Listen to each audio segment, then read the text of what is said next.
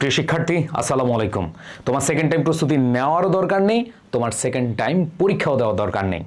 কিছু কিছু বিষয় যদি তুমি না জানো, কিছু কিছু বিষয় যদি তুমি আগে থেকে চিহ্নিত করতে না পারো, তাহলে তোমার সেকেন্ড টাইম প্রস্তুতি নিয়েও কোনো লাভ হবে না।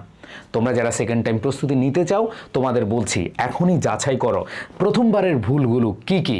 তুমি যদি যাচাই না করে, তুমি যদি চিহ্নিত না করে প্রস্তুতি নাও, আলটিমেটলি কোনো কাজ হবে না। দেখো, প্রথমবার যে ব্যর্থ হয়েছ, তুমি কিন্তু অনেক মার্কের জন্য ব্যর্থ হওনি।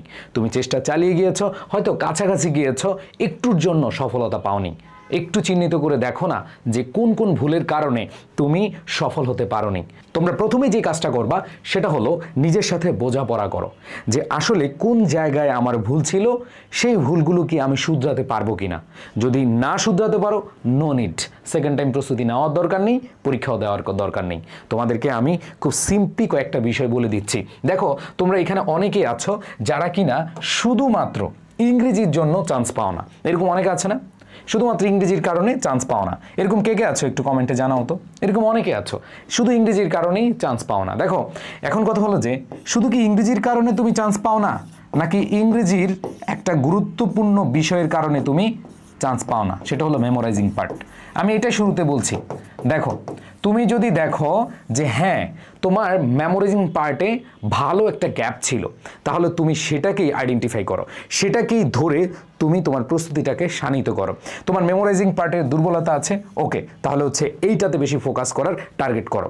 আবার ধরো তোমার গ্রামারও দুর্বলতা আছে, ওকে, তাহলে হচ্ছে তুমি গ্রামারটাও ফোকাস করো। আবার ধরো হচ্ছে তুমি বাংলাতে গেলা, বাংলাতে তোমার হচ্ছে ব্যাকরণে অনেক অনেক বেশি সমস্যা, তাহলে এই ব্যাকরণের যে বিষয়গুলো আছে সেগুলোকে তোমাকে টার্গেট করে পড়াশোনা ফিক্সড করতে হবে। তোমার প্ল্যানিং করতে হবে এরকমভাবে যে হ্যাঁ, আমার যেসব জায়গায় দুর্বলতা আছে সেগুলোতে আমি অনেক অনেক বেশি সবল হব। তাহলে দেখো, গত বছর বা বিগত বছরের তোমার যে প্রস্তুতি ছিল, সেই প্রস্তুতিতে যেখানে যেখানে গ্যাপ ছিল সেটা কিন্তু তোমার ওভারকাম হয়ে যাবে। সো কথা হলো, অনেকেই আমরা ভাবি যে আসলে সেকেন্ড টাইম পরীক্ষা দিলেই মনে হয় চান্স হয়ে যাবে। না, এরকম কোনো কথা না। সেকেন্ড টাইম প্রস্তুতিতে তোমার গ্যাপগুলো বের করো, এই গ্যাপ বের করে তারপরে তুমি প্রস্তুতি নাও। এবার আসো, সেকেন্ড টাইমে অনেক সময় পাবা। অনেক সময় পাওয়ার কারণে তোমরা মনে করবে এটা পড়বো, ওইটা পড়বো, যা সামনে পাবো তাই পড়বো। নো, দেখো, কম্পিটিশনের পরীক্ষা, এখানে তোমাকে অনেক অনেক বেশি টেকনিক্যাল হতে হবে। তুমি অনেক ট্রিক্সের মাধ্যমে অথবা ট্যাকটিক্সের মাধ্যমে তুমি তোমার প্রস্তুতিকে আরও বেশি শানিত করবে। কোনোভাবেই গদবাঁধা যা পেলাম, যা সামনে পেলাম তাই খেলাম, এরকম করা যাবে না। তোমাকে অবশ্যই মাথায় রাখতে হবে যে তোমার প্রস্তুতিটা হতে হবে একটু স্ট্র্যাটেজিক্যাল। সো এইখানে তুমি দেখবা যে কোন কোন সাবজেক্টে তুমি বেশি সময় দিলে তোমার ওই সাবজেক্টটাতে নম্বর বেশি আসবে, সেটাও তোমার মাথায় রাখতে হবে। সো এইখানে দ্বিতীয় যে বিষয়টা রইলো সেটা হলো কোনোভাবেই গতানুগতিকভাবে পড়া যাবে না। দেখো, তুমি ফার্স্ট টাইমে পরীক্ষা দিয়েছো, তুমি প্রস্তুতি নিয়েছো, তোমার মধ্যে অনেক অনেক অনেক যাচাই বাছাই করার ক্ষমতা কিন্তু চলে আসছে। তুমি কিন্তু এখন নিজে বুঝো যে কোন কোন জিনিসগুলো পড়তে হবে, কোন কোন জিনিসগুলো বাদ দিতে হবে, এই বিষয়গুলো কিন্তু তুমি জানো। আবার তুমি এটাও জানো যে কোন কোন জিনিসগুলো একবার বেসিক থেকে পড়তে হবে। দেখো, বেসিক একটা বিষয় আছে। তোমরা যারা প্রস্তুতি নিচ্ছ, যদি তোমার বেসিক ভালো না থাকে, দেখবে একটা পড়া অনেক সময় লাগছে তোমার মাথার ভিতর ঢোকাতে। বাট তোমার যদি কোনোভাবে বেসিকটা স্ট্রং হয়ে যায়, তুমি যেই কোনো বিষয়, যে কোনো টপিক খুব সহজে মাথায় নিয়ে নিতে পারবা। আবার দেখো, বেসিক স্ট্রং থাকলে আরেকটা উপকারও আছে। তোমরা দেখবা পরীক্ষার হলে বিভিন্নভাবে প্রশ্ন ঘুরিয়ে দেয়, তাই না? তোমরা পরীক্ষার হলে দেখেছো যে তোমার টপিকের প্রশ্ন এবং তোমার মনে হয়েছে ওই টপিকটা তুমি পড়েছো, কিন্তু পরীক্ষার হলে গিয়ে তুমি যখন একটু ঘুরিয়ে দেয়, তখন তুমি আর পারো না। এর পেছনের কারণটা কি? এর পেছনের কারণটা হলো যে তোমার আসলে বেসিকে প্রবলেম আছে। তো তোমরা যে কাজটা করবা, 3 নাম্বার যে বিষয়, সেটা হলো হচ্ছে বেসিকে গুরুত্ব দিবা। সেটা যে কোনো সাবজেক্ট হোক, তুমি বেসিকে গুরুত্ব দিলে দেখবা যে তোমার ভালো একটা মার্ক চলে আসবে। সো প্রাণপ্রিয় শিক্ষার্থীরা, এই যে 3টা বিষয় তোমাদেরকে আমি বললাম, নাম্বার 1, তুমি হচ্ছে তোমার গত বছরের ভুলগুলো বা গ্যাপগুলো আইডেন্টিফাই করো। নাম্বার 2, গতানুগতিক নিয়মে না পড়ে তুমি আগে দেখো কোন কোন জায়গায় তোমার আসলে ল্যাকিংস আছে, সেটা একটু আইডেন্টিফাই করে তোমার টার্গেট সেট করো। অ্যান্ড দেন তৃতীয় যে জিনিসটা বললাম সেটা হলো একেবারে বেসিক বুঝো। এই 3টা জিনিসকে তোমরা বেশি প্রায়োরিটি দাও। যদি এই 3টা জিনিসকে প্রায়োরিটি দিতে পারো, তাহলে অনেক অনেক বেশি ভালো করবে। সো এখন সেকেন্ড টাইম প্রস্তুতিতে অনেকেই বলো যে ভাইয়া কিভাবে শুরু করব, কিভাবে পড়লে ভালো হবে, এই জিনিসগুলো আমরা বুঝতে পারি না। আগে তুমি যে কাজটা করবা, দেখো কয়েকদিন সময় নাও, কয়েকদিন সময় নিয়ে তোমার আগে গ্যাপগুলো বা কোন কোন জায়গায় তোমার ল্যাকিংস আছে সেটা বের করো। এখানে কোনো টিচারের দরকার নেই, এটা বের করো।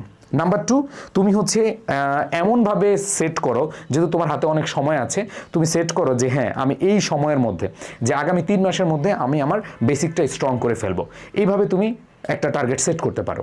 অ্যান্ড দেন পরবর্তীতে যেই বিষয়টা আছে, বিশেষ করে দেখো যেগুলো হচ্ছে ইংরেজির ক্ষেত্রে বেসিক অনেক অনেক বেশি লাগে। আবার সাধারণ জ্ঞানের ক্ষেত্রেও তোমরা অনেকে ভাবো যে সাধারণ জ্ঞান একটা মুখস্থের বিষয়। না, সাধারণ জ্ঞান মুখস্থের বিষয় না। আবার অনেকে বলো যে অ্যাকাউন্টিং মুখস্থের বিষয়, বা হচ্ছে কিছু ম্যাথ পারলেই মনে ভালো করতে পারবো। আবার অনেকে সায়েন্সের বিষয়গুলো আছে যে ফিজিক্স, কেমিস্ট্রি, ম্যাথ, বায়োলজির মোটামুটি কিছু জিনিস পড়ে গেলে চান্স হয়ে যাবে। না, বেসিক থেকে বোঝার চেষ্টা করবে। সো প্রাণপ্রিয় শিক্ষার্থীরা, তোমাদের এই বেসিক প্রস্তুতির জন্য তোমাদেরকে অবশ্যই যেটা করতে হবে সেটা হচ্ছে, তোমরা যেহেতু সেকেন্ড টাইম অনেক সাপোর্ট পাও না তোমরা ফ্যামিলি থেকে, বা নিজের সিদ্ধান্তে অটল থাকার জন্য সেই পরিমাণ মোটিভেশন তোমরা পাও না, তোমরা দুশ্চিন্তায় থাকো, তোমরা অনেক অনেক বেশি কয়েকদিন পর পর হতাশ হয়ে যাও, এই বিষয়গুলো তোমাদের কিন্তু মাথায় আসবে।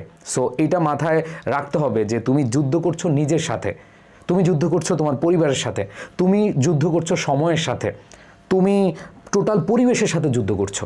সো তোমাকে যে কাজটা করতে হবে যে তোমার সিদ্ধান্তে অটল থাকতে হবে, তাহলে ভালো করতে পারবা। অনেকে বলো যে ভাইয়া এই সময় এসে কোনো প্ল্যাটফর্মে ভর্তি হব কিনা, বা অনেকে বলো যে ভাইয়া আমি কি অফলাইনে করবো কিনা, আমি তো একবার অফলাইনে করে অনেক টাকা পয়সা নষ্ট করেছি, এখন কি করব, আমি অনলাইনেও টাকা পয়সা নষ্ট করেছি, এখন কি করব। দেখো, তুমি আগে নিজেকে নিয়ে বসো। যদি তোমার কাছে মনে হয় যে না, তোমার গ্যাপ আছে, তোমার গ্যাপ পূরণের জন্য কাউকে সারথি হিসেবে তোমার লাগবে, তাহলে যে কোনো ভালো প্ল্যাটফর্মে থাকো। কারণ এই জার্নিটা অনেক বড়, সেকেন্ড টাইম প্রস্তুতিটা অনেক বড় জার্নি। সো এই জার্নিটায় তোমার আশেপাশে কেউ থাকতে হবে, যারা তোমাকে বারবার মোটিভেট করবে, যারা তোমাকে হতাশা থেকে আবার বাঁচিয়ে নতুনভাবে স্বপ্ন দেখাবে, নতুন ভোরে আবার নতুন নতুন মেসেজ দিয়ে তোমাকে আরও জাগিয়ে তুলবে, এরকম প্ল্যাটফর্মের সাথে থাকতে পারো। সো এখন কথা হলো যে ভাইয়া আই এডুকেশনের যে কোর্স আছে এইটা নিয়ে আমাদের তো আমরা জানি যে আই এডুকেশনের কোর্সে অনেক কিছু দেন, অনেক অভিজ্ঞ টিচার প্যানেল, অনেক ভালো সার্ভিস, কিন্তু ভাইয়া আপনাদের তো পেমেন্টটা একটু বেশি। আচ্ছা, একটু বলি, তোমাদেরকে এই কোর্সে আমরা ভর্তি করালে তোমাদের যে কোনো কোর্স, সব কোর্স তোমরা ফ্রি পাবে। ইভেন আমরা এই বছর Haji Danesh, Comilla university, Khulna university, SUST, যেগুলো আমরা গত বছর আসলে সার্ভিস ওইভাবে সিদ্ধান্ত নিয়ে আমরা সার্ভিস শুরু করি নাই, বাট এই বছর আমরা হচ্ছে এই কোর্সটাতে, মানে তোমাদের যে কোর্সটা আছে সেখানেও আমরা কিন্তু একেবারে যেগুলো হচ্ছে হাজী দানেশ, খুলনা, তারপরে সাস্ট, এগুলোর জন্য আমরা কিন্তু প্ল্যানিং করে ফেলেছি। তো তাহলে দেখো, তুমি একটা কোর্সে ভর্তি হয়ে আমাদের সাথে 10 মাস, প্রায় 10 মাস তোমরা সার্ভিস পাবে, তোমরা সকল বিশ্ববিদ্যালয়ের সার্ভিসটা পাবে।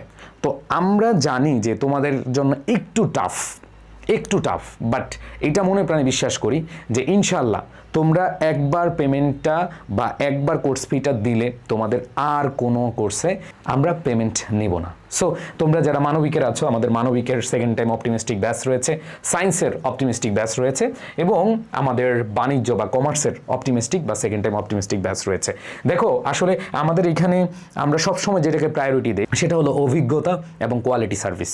শুধু ক্লাস করালেই হবে না, সেখানে তোমাদের সার্ভিসটা এনশিওর করতে হবে, তোমাদেরকে গাইডলাইন দিতে হবে, তোমাদেরকে বারবার জাগিয়ে তুলতে হবে। সেকেন্ড টাইম যোদ্ধাদেরকে নিয়ে পথ চলা আমাদের জন্য অনেক চ্যালেঞ্জিং, কারণ তোমরা ব্যর্থ হয়েছে একবার, দ্বিতীয়বার যেন ব্যর্থ না হও, সেটার জন্য তোমরা আমাদের কাছে এসেছো। সো তোমাদের সর্বোচ্চটুকু দিয়ে আমরা পাশে রাখবো ইনশাল্লাহ। সো প্রাণপ্রিয় শিক্ষার্থীরা, তোমরা যারা সেকেন্ড টাইম অপটিমিস্টিক ব্যাচে ভর্তি হওয়ার জন্য এখনও দোদুল্যমানতায় আছো, এখন যেহেতু আমাদের ডিসকাউন্ট রয়েছে, দ্রুত ডিসকাউন্টে ভর্তি হতে পারো এবং তোমাদের যেই কোনো সমস্যার কথা আমাদেরকে জানাতে পারো। সবাই ভালো থাকবে, সুস্থ থাকবে, দেখা হবে বিজয়ের মঞ্চে। আল্লাহ হাফেজ, আসসালামু আলাইকুম।